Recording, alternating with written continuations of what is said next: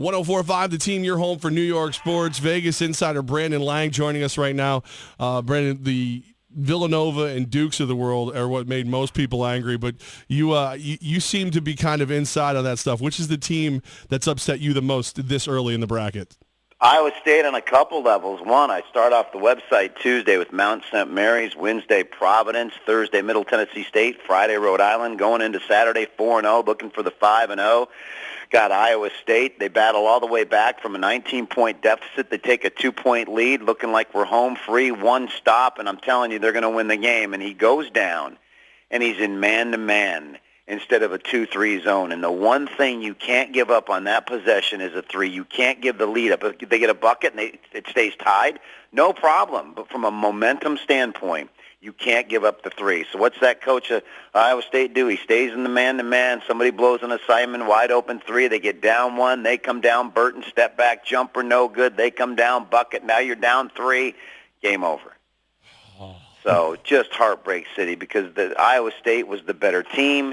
They just didn't wake up till the second half. You could see the talent across the board. Just frustrating. I mean, I still got UCLA and Arizona in the final. I still love where I'm at with those two. But I really wanted a Kansas-Iowa State rematch, and unfortunately we didn't get it. I got UCLA and Arizona, too, so that makes me feel much better talking to Brandon Lang about that. I want to go to one game in particular. I don't know if you caught this at the end. The Oklahoma State-Michigan finish there and how much money moved on that buzzer beater that basically meant a ton to everybody wagering on the game, but not a lot to the end result. Yeah, I tell you what, I had a buddy of mine in Vegas. He had a pretty big bet on Michigan -2. He had a good number, and we're actually on the phone. He's in an Uber in Vegas, and he calls me. And he goes, "Do you have it on?" I said, "Yes." And so we picked it up with about 55 seconds to go, and Michigan was up 7. And they had 2 80% free throw shooters go to the line. One missed a front end of a 1-and-1, which would have pushed it to 9 from 7. And once he did that, I go, we're in trouble. He goes, "No, we're up 7." I go, "No, you can't. You got to get it to 9. You got to get it to 9 right now. You get it to 9, you're not going to sweat it at all." I said, "Now 7 becomes 5." And it did. And then they came down and fouled the same kid again, and he makes 1 of 2. So now you're at 6. Well, here's the 3. Now you're 3, and you could see it. From there, you could see it. And then another 80% free throw shooter goes to the line. He makes 1 of 2. So 2 80% free throw shooters go to the line in the last 55 seconds and proceed to go 6 for 10. And Walton's the one that makes 2. But at that point, with 3.4 seconds to go, you could see it. Writing was on the wall. You could see it was a mile away. When he missed the front end of the 1-and-1 to push it from 7 to 9, and he's 81%, and they show the graphic, and he misses the front end. You're like, oh, boy, here we go. Bend over, grab the ankles. Going to use those Pittsburgh dockets coming a mile away, boys. Chevy Chase and Fletch, and there it was. Boom, see ya. BrandonLang.com, the place where you if you were paying attention, you went 5-1 right out of the gate. Brandon Lang with us. So, Brandon, everybody thought I was a crazy homer. I actually have Michigan winning a couple of my brackets. I'm going to tell you what. Sometimes you have to set back and say a team is a team of destiny. You just do. There's no rhyme or reason to it. Plane crash, Big Ten tournament, game that day, blow out Illinois. Then you take on the number 1 seed, Purdue.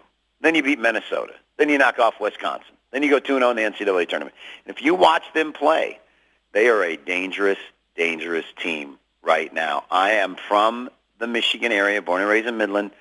I'm drinking the Kool-Aid. I think the Michigan-Oregon game is going to be a great game, but I just don't, listen, losers go against streaks, winners stay with them. You ride Michigan until they buck you off.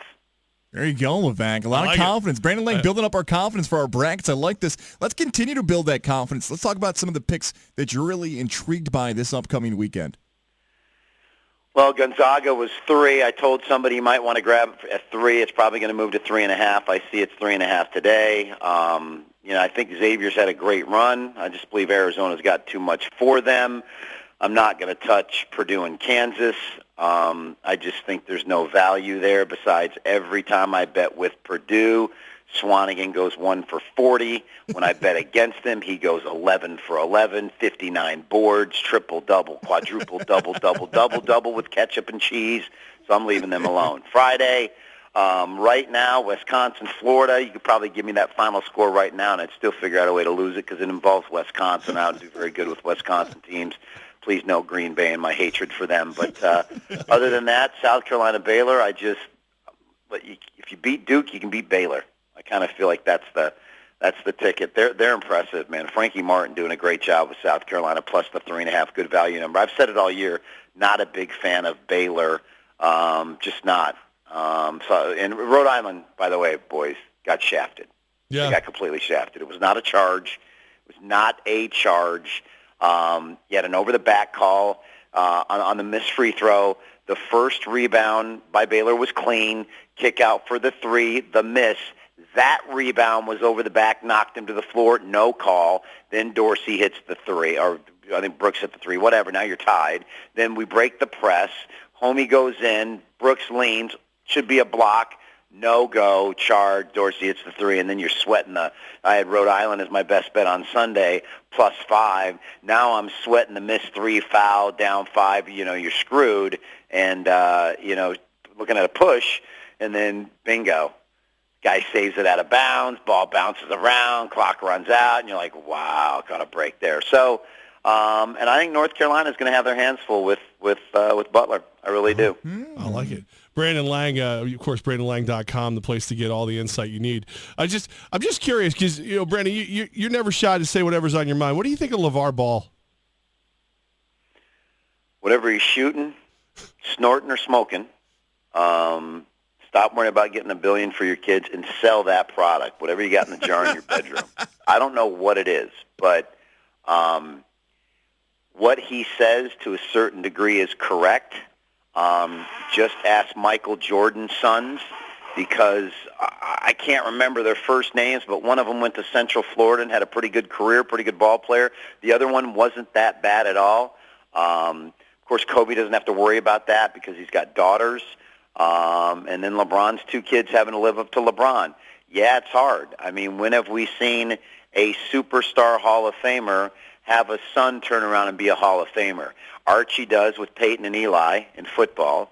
But other than that, Tony Dorsett, Anthony Dorsett, a pretty good career. You just don't, when you say greatest of all time, the kid's not going to live up to that. But beyond that, it's how grounded those kids are. And from all reports, because I have a buddy of mine that has a kid that plays AAU basketball in the Miami area, LeBron's kids are grounded. They're good kids. They're not cocky. They're not out of their mind. And Alonzo Ball's not cocky. He doesn't come off as being a brat or a jerk. Comes off as being a good ball player that goes out there and tries to get the job done. But now let's see if what he does now. He's been called out by King James. Now let's see what you're going to now. You went after Barkley. I get it. Now let's see if you fire back at King James. Let's just see, because I want to see where it goes. King James has laid down the gauntlet. Leave my family out of it. Now let's see if he stops sniffing the glue and fires back at LeBron. Chances the Raiders move to Vegas? 100%.